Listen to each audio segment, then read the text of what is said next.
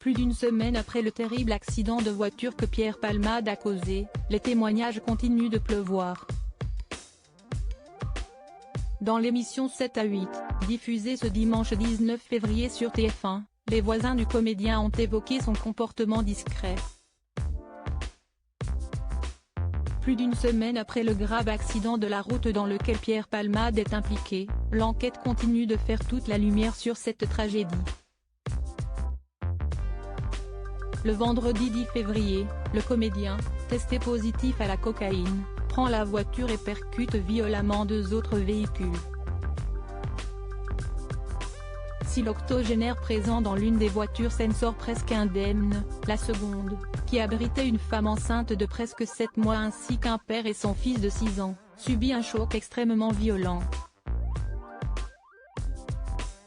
Lors de cet événement tragique, la jeune femme a perdu son bébé, tandis que le petit garçon a été défiguré, subi un traumatisme crânien ainsi que plusieurs opérations chirurgicales, tout comme son papa. Malgré les nombreuses cures de désintoxication qu'il a suivies, Pierre Palmade n'a jamais soigné ses addictions, causant ainsi un drame terrible.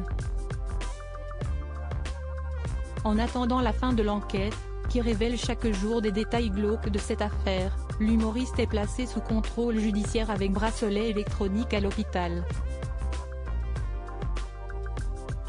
Mais sa situation pourrait bientôt s'aggraver puisque le comédien est désormais aussi visé par une enquête pour détention d'images pédopornographiques.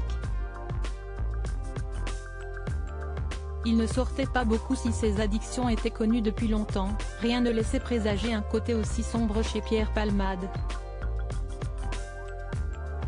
D'autant qu'il était apprécié de ses amis et de ses voisins.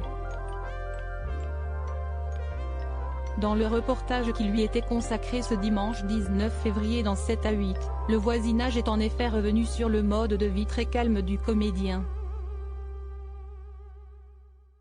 En 2017, après une énième cure de désintoxication, l'acolyte de Michel Larocque achète un corps de ferme à Cély, un village de 1200 habitants situé en Seine-et-Marne, où il mène une existence tout à fait paisible.